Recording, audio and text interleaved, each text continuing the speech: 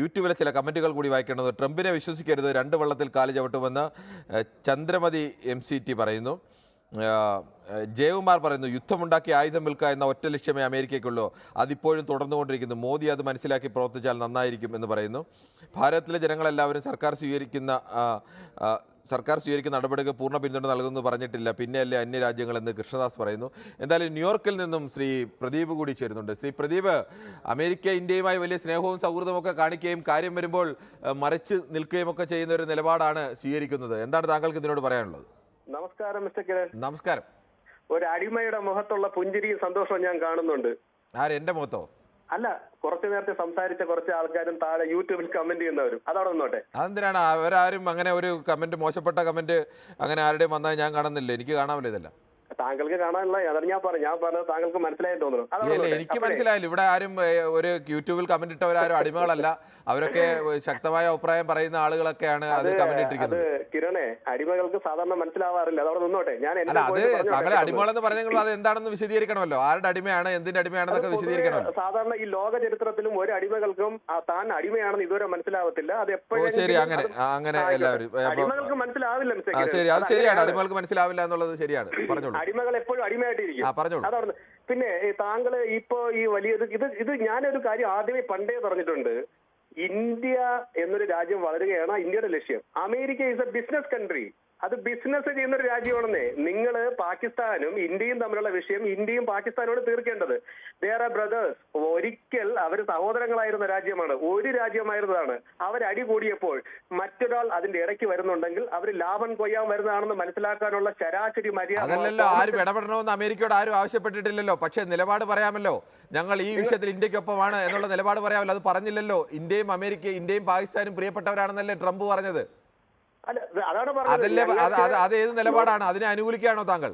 രണ്ട് രാജ്യങ്ങളുടെയും ഒരു രാജ്യത്തിൽ ആയുധം കച്ചവടം ചെയ്യുന്നു, ഒപ്പം മറ്റൊരു രാജ്യത്തിലും കച്ചവടം ചെയ്യുന്ന ഞാൻ ഈ ന്യൂയോർക്കിൽ ഇരിക്കണമെങ്കിലേ ഞാനൊരു ഭാരതീയനാണ്. നാളെ പാകിസ്ഥാനുമായി ഒരു യുദ്ധമുണ്ടായാൽ ഞാൻ എന്റെ സർവ്വസ്വത്തും ഒപ്പം എന്റെ ജീവനും നൽകാൻ വേണ്ടി ഞാൻ ഇന്ത്യയിൽ വരാൻ തയ്യാറായ. താങ്കൾ സർവ്വസ്വത്തും ജീവനവും നൽകട്ടെ, അതൊക്കെ ഇന്ത്യയിലെ പട്ടാളക്കാരും സംവിധാനമൊക്കെ ഉണ്ട്, അതൊക്കെ അവർ ചെയ്തോളൂ. അത് അങ്ങനെ ഇന്ത്യൻ പൗരനായിട്ട് ഞാൻ പറഞ്ഞതേ ഉള്ളൂ. താങ്കൾക്ക് അത്രയ്ക്ക് വേണ്ടി തോന്നത്തില്ല എങ്കിലും ഞാൻ പറഞ്ഞത് ഒരു ബിസിനസ് കൺട്രിയാണ് അമേരിക്ക പാകിസ്ഥാനും കച്ചവടം ചെയ്യും. അതേപോലെ തന്നെ എന്റെ സംശയം, അപ്പോൾ അമേരിക്കയുടെ ഈ നിലപാട് ശരിയാണെന്നാണോ തെറ്റാണെന്നാണോ? അമേരിക്കയുടെ നിലപാട് അമേരിക്കയ്ക്കല്ലേ അറിയാവോ? അല്ല, അത് അമേരിക്കയുടെ നിലപാടാണ് ട്രംപ് പറഞ്ഞത്. അത് ശരിയോ തെറ്റോ എന്നുള്ളതാണ് നമ്മുടെ ചർച്ച. അപ്പൊ ഞാൻ വേറൊരു കാര്യം താങ്കളോട് ചോദിച്ചോട്ടെ. ഒരുപാട് താങ്കൾ ഇതിലൊരു അഭിപ്രായം പറയൂ. ആദ്യം അമേരിക്ക ഈ എടുത്ത നിലപാട് ശരിയാണോ തെറ്റാണോ അവരുടെ അഭിപ്രായം പറയൂ. വളരെ സന്തോഷത്തോടെ അട്ടഹസിച്ചുകൊണ്ട് താങ്കൾ ഈ ക്വസ്റ്റ്യൻ ചോദിക്കുന്നത് ഞാൻ കണ്ടു. ഞാൻ ഒരു കാര്യം തിരിച്ചു ചോദിച്ചോട്ടെ. ഈ തിരിച്ചു ഇതിന് ഉത്തരം പറഞ്ഞിട്ട് താങ്കൾ തിരിച്ചു ചോദിച്ചോളൂ. ഈ അമേരിക്കയുടെ നിലപാട് ഇന്ത്യയുമായി സൗഹൃദം കാണിക്കുകയും കാര്യം വന്നു കഴിഞ്ഞപ്പോൾ എനിക്ക് പാകിസ്ഥാനും ഇന്ത്യയും എല്ലാം സ്വന്തക്കാരാണ് എന്നുള്ള മട്ടിൽ മാറി നിൽക്കുകയും ചെയ്യുന്ന ഈ സ്വഭാവം. പാകിസ്ഥാനിലെ പ്രതിരോധ മന്ത്രി തന്നെ പറഞ്ഞു, പാകിസ്ഥാനിൽ തീവ്രവാദികളെ ഊട്ടി വളർത്താൻ വേണ്ടി അമേരിക്കയാണ് സഹായിച്ചത്. അമേരിക്കയുടെ നിർദ്ദേശപ്രകാരമാണ് ഞങ്ങൾ 3 പതിറ്റാണ്ടുകാലം ആ രാജ്യം ഇങ്ങനെ തകർന്നു പോകാനുള്ള കാരണം ഈ രാജ്യത്തിന്റെ ട്രാക്ക് റെക്കോർഡ് മറ്റൊന്നാകുമായിരുന്നു എന്ന് പറഞ്ഞത് പ്രതിരോധ മന്ത്രിയാണ് പറഞ്ഞത്, ഖാജ ഹുസൈൻ. പതിറ്റാണ്ടുകളായി മാധ്യമപ്രവർത്തനം നടത്തുന്ന മിസ്റ്റർ കിരൺ എന്ന ഒരു വ്യക്തിക്ക് പോലും ഇതുവരെ അറിയില്ല അമേരിക്ക നടത്തുന്നത് ആയുധ കച്ചവടമാണ്. അതുവഴിയാണ് അമേരിക്ക. അതെല്ലാവർക്കും അറിയാമല്ലോ. പക്ഷെ ആയുധ കച്ചവടവും അന്തസ്സും തമ്മിലൊരു അതിനൊരു വ്യത്യാസമുണ്ടല്ലോ. അതിന്റെ കാര്യമാണ് നമ്മൾ ചോദിച്ചത്. അവിടെ എന്ത് അന്തസ്? ഇന്ത്യക്കും ഇപ്പൊ അമേരിക്കയുടെ പ്രണയമല്ല. താങ്കൾക്ക് ഇപ്പോൾ അടിമ ആരാണ് എന്ന് ഞങ്ങൾക്ക് മനസ്സിലായി.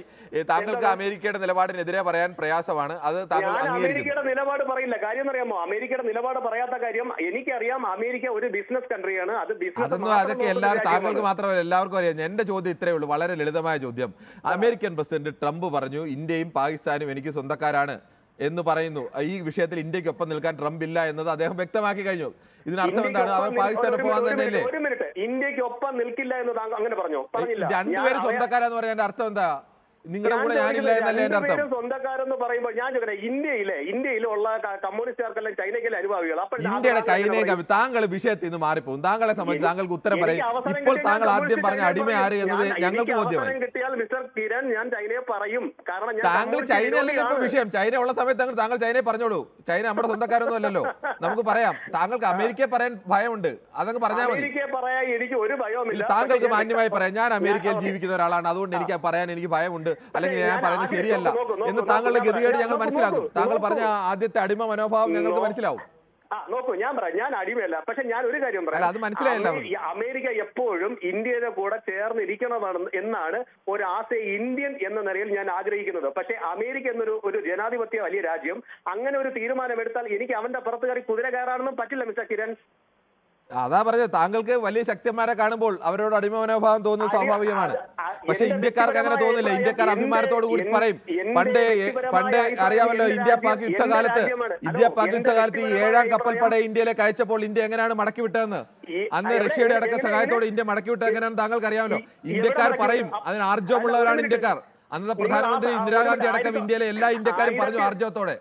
ഹലോ മിസ്റ്റർ കിരൺ, 1962 ഇന്ത്യ റഷ്യയോട് താങ്കൾ ഒരു ചോദ്യം ചോദിക്കുമ്പോൾ അതിന് മുമ്പിലത്തെ കഥ പറയാതെ ഇതിന് ഉത്തരം പറയണ്ടേ? അപ്പൊ നിങ്ങൾ റഷ്യയെ കൂട്ടുപിടിക്കുന്നു. ശരി, ഓക്കെ, താങ്കൾക്ക് പറയാൻ പ്രയാസമുണ്ട്, സമ്മതിച്ചു.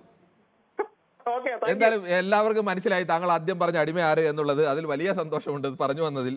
എന്തായാലും നമുക്ക് മറ്റൊരു പ്രേക്ഷകരിലേക്ക് കൂടി പോകേണ്ടതുണ്ട്.